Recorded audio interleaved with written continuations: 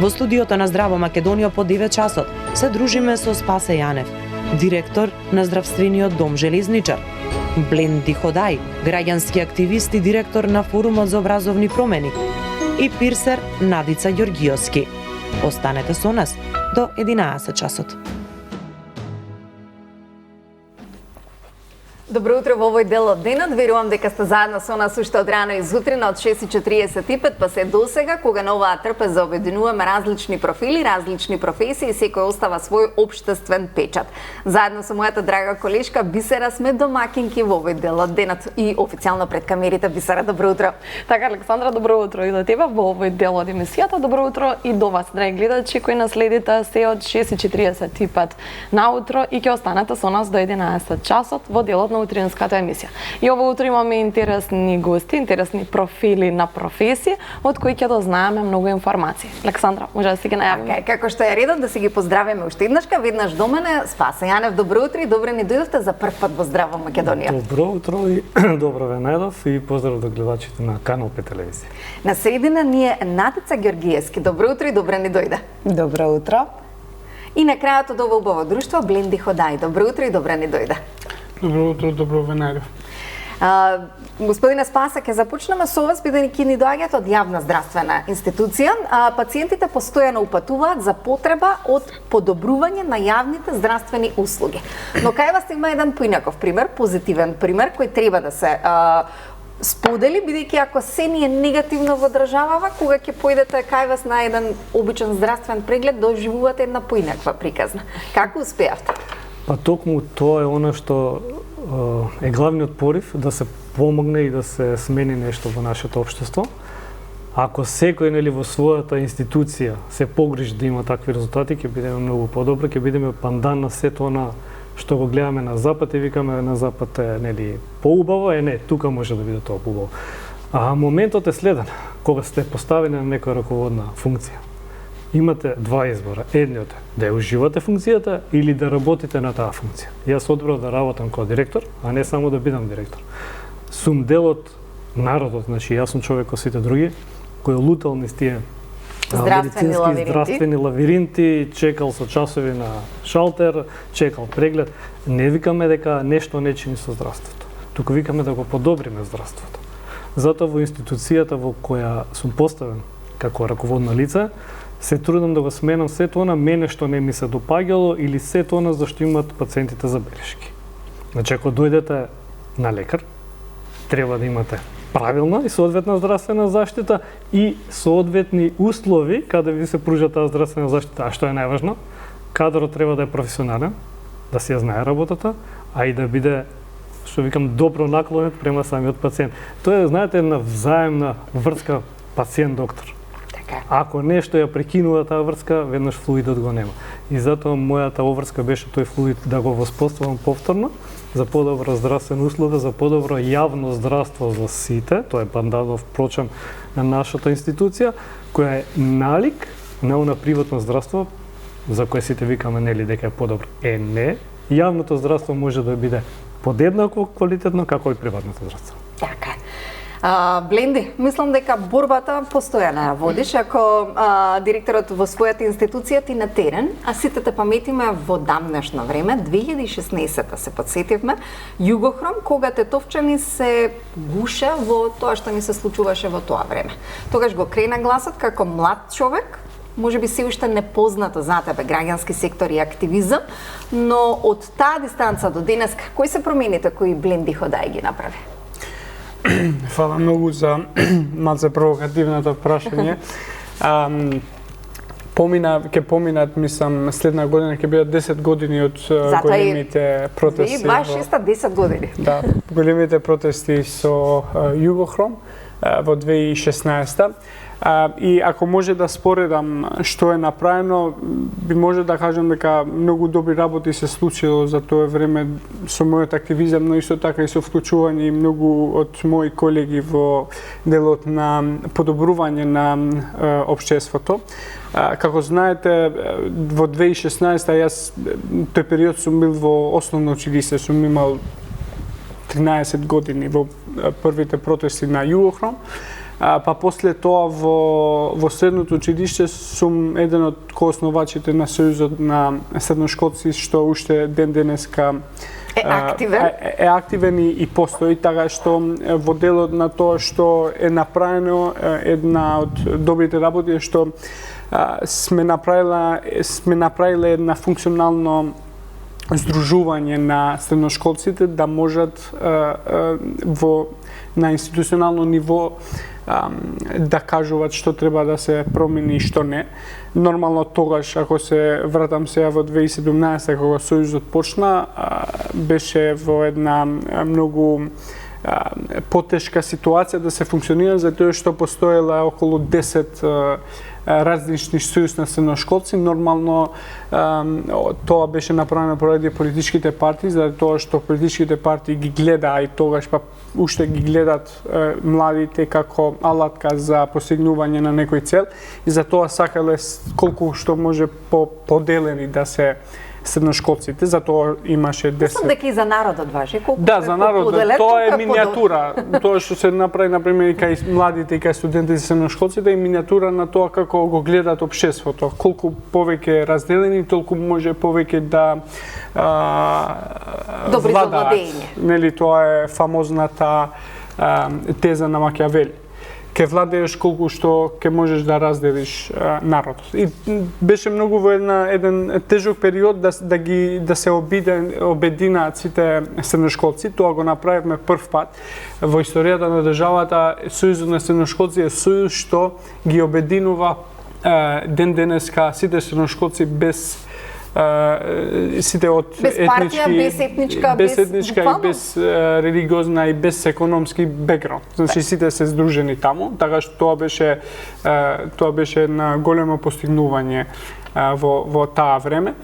И нормално може да споменаме и многу други работи кои што ќе ги изборуваме во другиот дел на емисијата, но најбитно ми беше овој дел да го спомнам, заради тоа што на некој начин ми има направено тој што сум денеска јас, тој што се борам секогаш да бидеме обединети кога се зборува за проблеми кога се бориме за проблеми и работи што се во интерес на нас како граѓани и како млади. Само обединети може некои работи да се движат напред, и јас сум застапувач на идејата дека воопшто од професијски аспект ние не сме воопшто припадник на никоја етничка припадност. И кога збориме и за проблемите, и кај проблемите немаме етничка припадност, например, сега се воздухот е за сите исти, дали сме македонци, албанци, турци, роми, неминовно од значи, која тоа припаѓа на сите, не припаѓа на некоја етничка група. Така затоа јас сум поддржувач и застапник на идејата дека за овие конкретни работи ние сите заедно можеме да имаме успех ако се бориме заедно за овие важни теми. Истомисленици. Така е. Кон исти идеи саборието. Така. Ќе вклучиме и Нада. Да вклучиме и Нада. Ние и за време додека се подготвувавме за емисијата, отворивме една тема, тоа е персањата. И Александра, нели ти се вклучи во темата, дека и ти веќе си може да реши многу проблеми. Ако воздухот ни создава главоболка, ако живењето ни создава стрес, мислам дека Нада може да реши многу проблеми. Може да реши многу проблеми со пирсањето, така се вика правилно пирсање. Да, јас можам да приметам дека стварно сте направиле многу интересен избор на гости, затоа што сите гледам дека сакаме да помагаме на луѓето, затоа што стварно тоа е, како да кажам, многу хумана работа. Така да јас се пронаоѓам во тоа. Многу години работев пирсинг само од естетски причини, значи украсување на самата школка, стилизација на некој начин, затоа што тоа е дел нели исто како што се облекуваме, исто и нашите уши или телото треба да биде украсено со накидка и оние што нели сакаат тоа, но сепак во последниве години дојде многу голем еден тренд во светот, а тоа е мигрена пирсинг. Мислам дека така најмногу го препознаваат гледачите. Така да тоа се пирсови кои што се поставуваат на акупунктурни точки, кои што се верува дека влијаат за подобрување на некаква состојба во телото. Нада, за кратко задржи ја мислата. Јас ќе ги замолам од режија да ги отворат телефонските линии, бидејќи Нада одлучи ова утро да подари на еден наш редовен гледач токму пирсинг за мигрена. Додека Нада зборува, може да ги прикажеме и видеата кои таа ни ги има споделено, како дамите кои што и се упатуваат неа, едноставно со насмевка го минуваат целиот тој процес. Наде, продолжи, извини што еднаш што ја прекинав твојата мисла. Да, пред се, исто како докторот што спомна, нас е најважно од се хигиената, затоа што како што една болница треба да е чиста, истото и кај нас, бидејќи ние работиме исто со крв, со многу преносни болести, така да пред се најмногу внимаваме на тоа. Се обидуваме да постигнеме некои европски стандарди, значи пред скоро бевме и на некои обуки, така да пред се работиме и психолошки кон нашите клиенти, да тоа не го чувствуваат и да не го замислуваат пирсањето дека е нешто многу страшно, бидејќи се научени да им земате крв, но не се научени да се пирсат. Така да сакаме да кажеме дека таа болка е тука некаде слична, не е ништо страшно, денеска и како да кажам веќе времето нели напредува и сите технологии на некои начини нели начини на пирсање се многу олеснети за разлика од порано, така да и болките се минимални. Тоа е едно прво прашање што сакам да го решам, затоа што не е ништо страшно, нели? Така.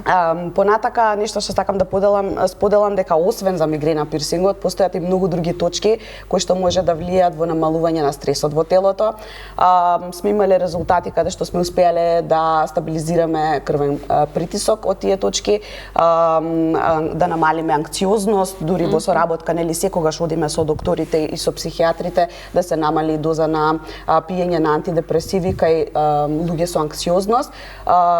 Овде самата наука и кинеската медицина вели дека кога телото ни е во баланс и кога ќе успееме нервите да ги доведеме у некој баланс и нормално да функционира преку притисок на овие точки што го правиме со самиот пирсинг, може да се постигне телото да дојде во една состојба или исто како планетата што треба цела да функционира во баланс, така и нашето тело внатрешно треба да биде прво мирно за да може нели да работи како што треба. Така да ова се само едни точки притисок кои што може да помогнат нели малку да го стабилизираме и да му помогнеме на тој вагус нерв што го викаат да работи како што треба. Така, сега Нада, ако некој има и притисок, и анксиозност, и стрес, има повеќе точки на увото. Повеќе точки на увото. Како вие или можеби не знае пациентот или муштаријата кој што ќе дојде, па не знам, некогаш имам притисок, некогаш анксиозност, не е сигурен во тоа во проблемот кој што го има. Како вие го ова е супер прашање.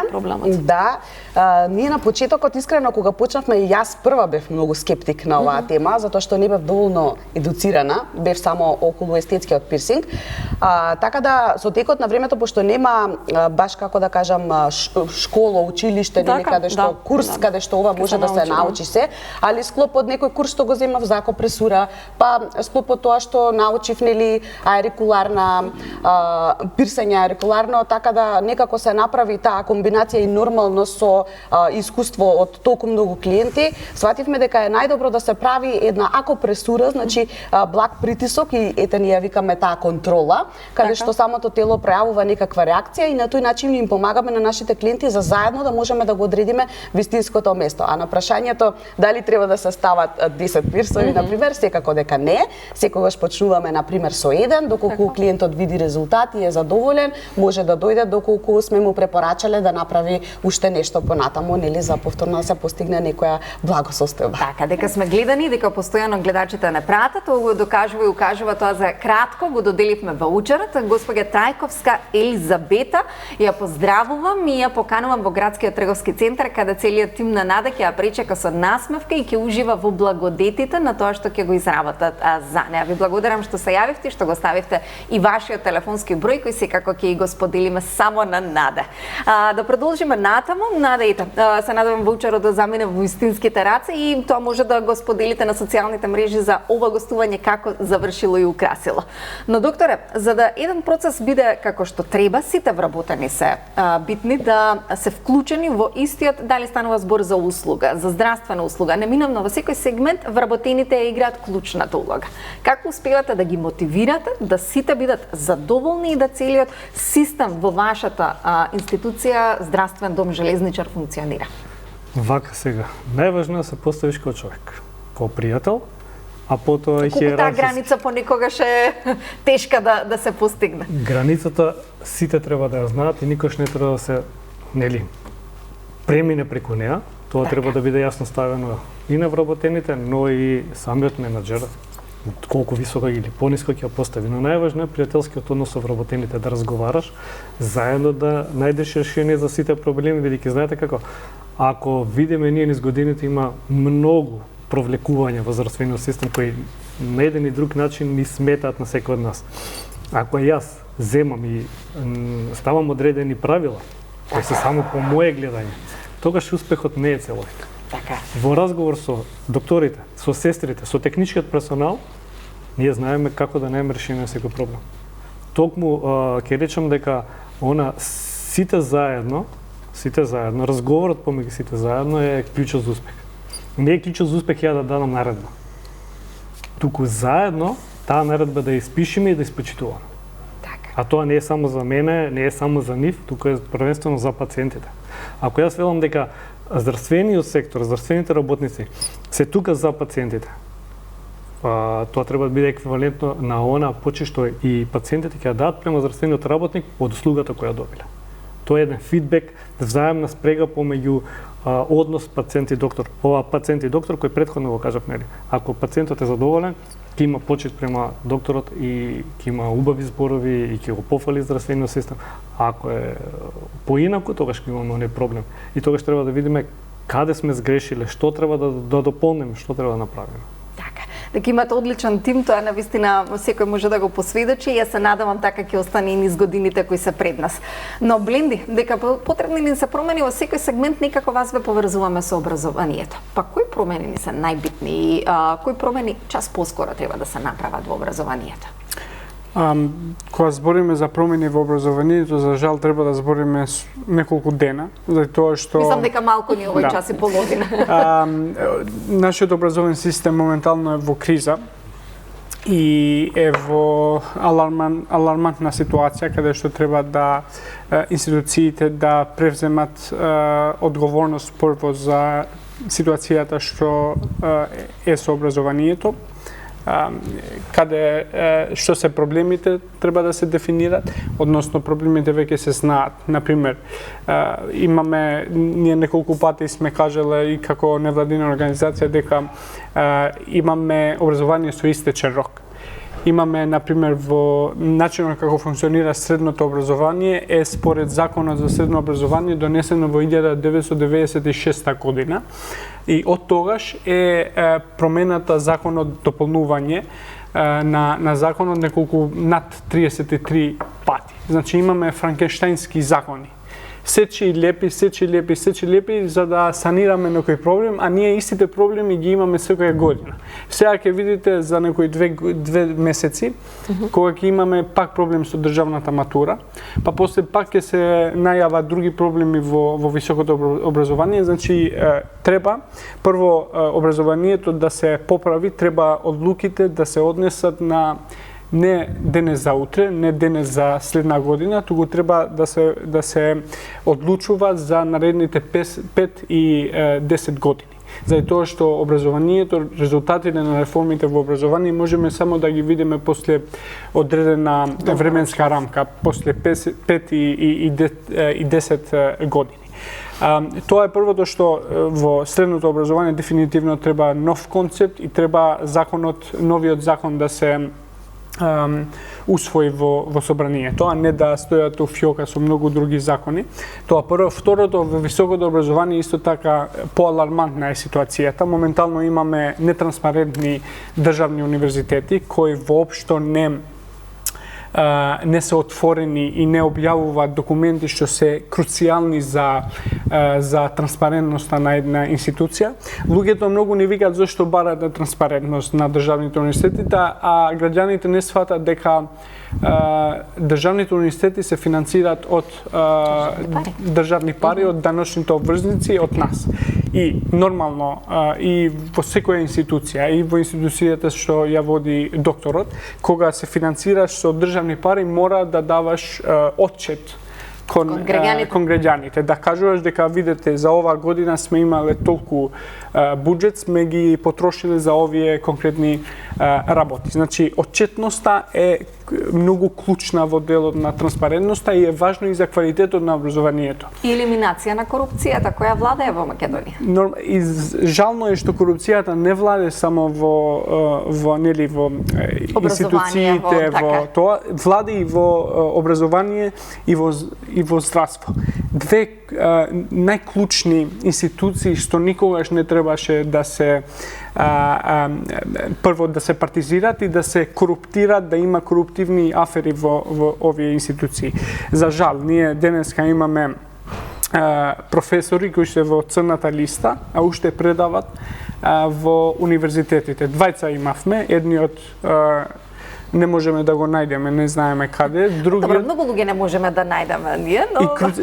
Значи, зашто ми е битно ова делот на црната листа да го спомене, што не можеме, прашањето е каква генерација градиме во ова држава, што ќе ја вода државата, кога сме едуцирани од луѓе што се обвинуваат за корупција. Каква порака праќаме? Пораката е многу лоша. И затоа мислам дека времето е прво да имаме една унифициран став од сите политички партии што се во собрание, дека во образованието треба да се прават радикални реформи, тоа е небитното, и радикалните реформи ќе се направат каде што ќе се усогласуваат сите политички партии. Не може било која политичка партија доаѓа на власт да му текне дека ова не чини, јас ќе правам вака. Значи, не е игралиште тоа. Образованието е многу, како кажав и почеток, клучен и важен дел на развојот на народот и на државата. Ако немаш добро и квалитетно образование, не очекувајте дека ќе имаме добра иднина. Ако ние сметаме дека денеска Скопје, па и Македонија е во многу лоша положба и ситуација како се менаџира, не очекувајте дека после 10, 15, 20 години со ваков образовен систем ќе имаме подобра положба на државата. Уште полоша ќе биде. Решение има, треба да се спроведат. Тоа е заклучокот. Така. Кога сме кај образованието, Нада, заминавте до тому што во светот сакате да се едуцирате за она што вие го работите. Колку ни е потребна едукација за да може правилно да го применуваме она кое што го работиме? Јас баш имав и на стори објавено сега кога бев во Холандија. Сега сакам дека ништо не знам. Сега знам дека ништо не знам. Да, затоа што за мене искрено тие едукации, конференции или како и да се наречат, се од круцијално значење.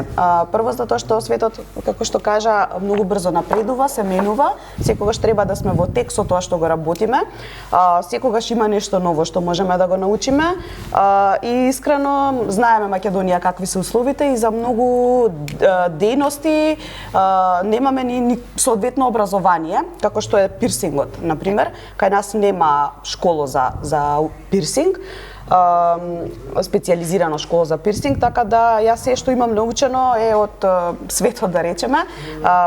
Сега последно нешто што беше во Холандија на конференција од Асоциација на професионални пирсери, значи Светската асоциација на професионални пирсери, каде што бевме само веќе пирсери што сме стручни во тоа, значи не беше отворена за било кого и за почетници, туку баш за пирсери што работат повеќе години и имаат фирма.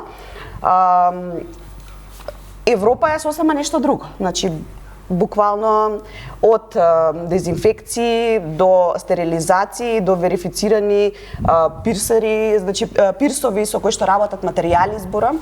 Така да, значи, ние за да го достигнеме тоа ниво треба многу да се работи. Работат на вистина по високи стандарди. Ние се обидуваме да ги стигнеме тие стандарди.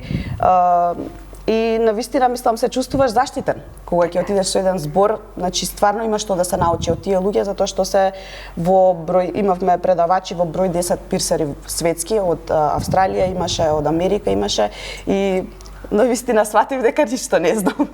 Добро е да си го тестираме знаењето и да ги поместуваме постојано границите. Да. Така е, секогаш има простор за учење. Но кога треба да одлучиме, Александра го спомена образованието, кога треба да одлучиме каде да одиме, кај кој пирсар, има ли некоја лиценца тој пирсар, има ли некој сертификат, како да знам дека е навистина на право место? На право место сум дошла и нема да направиме некој проблем. Сепак југото е осетливо. Да. Не да боже еден погрешен потек тука, може да направиме. Така е.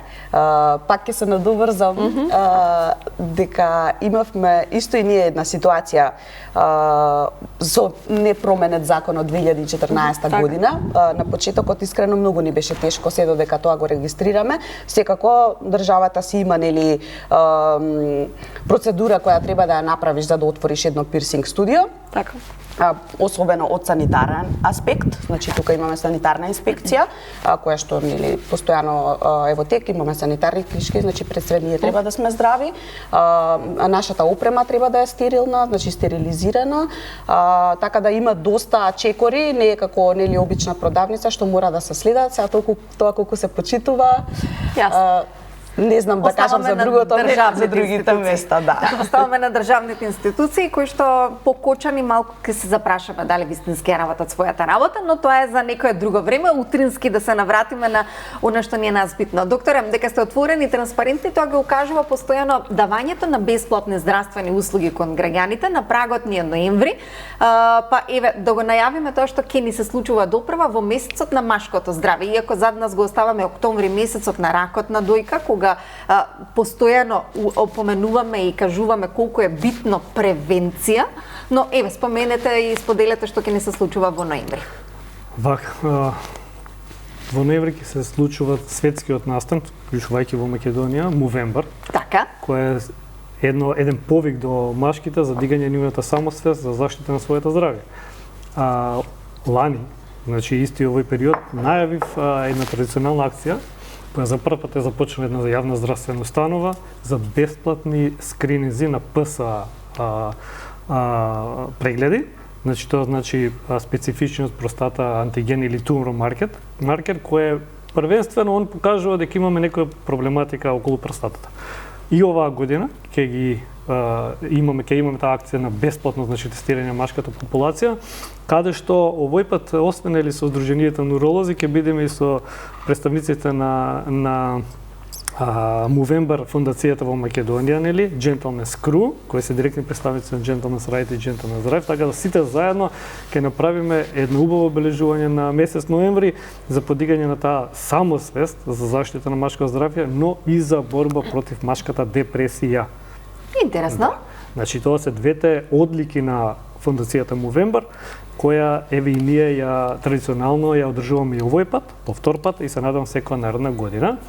А да се надоврзам и за месец октомври заштита на женското здравје, нели за ракот на дојката.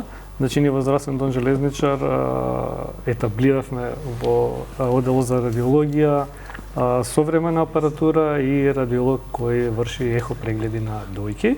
А во нашата лабораторија буквално се вршат сите хормонски статуси за испитување на женското здравје. Одлично. Така да се грижиме подеднако и за машкото и за женското здравје. Воедно еве сега ќе повикам сите машки наши сограѓани, не само од Скопје, од државата, да повелат во тек на месец ноември, каде што дополнително нели ќе објавим во соработка и со вас, како ќе се во кој период од месецот ќе бидат нели распределени тие денови за бесплатно тестирање на ПСА, нели. Колку граѓаните сакаат превенција или колку за жал се обраќаат само кога имаат проблем? Знаете, јас како велам, најдобро е да се превенира и да се спречи отколку да се лечи, заради тоа што не е само здравствената ситуација на поединецот нарушена. Тука се нарушува и менталната на целото негово опружување, првенствено семејството. Затоа велам, доколку имаме правилна реформа, јас тоа што зборевме нели реформи во сите структури на општеството, ако имаме соодветна реформа која ќе ја тераме во примарната здравствена заштита, каде што ќе одиме со тие постојани скрининзи, но правилни скрининзи, каде што здравствената култура на населението ќе подигнеме за еден левел повисоко, каде што ни заедно ќе знаат дека јас треба да појдам на пример кажам на стоматолог, треба да појдам на гинеколог, на уролог, да направам едно детален преглед каде што ќе се грижам за моето здравје, така допринесуваме самите за себе првенствено, за нашата фамилија, допринесуваме и за работниот процес во државата и не го оптоваруваме, значи, државниот буџет во однос на развесениот сектор. Зашто здрава популација значи здрава држава. Ја верувајте ме, се радувам кога здравствениот дом ќе биде празен, да нема пациенти, туку да доаѓа само за тие систематски и редовни прегледи. Превентивни. Буквално ние тоа викам, здрава држава е здрав народ. Да, обично чекаме во последен момент.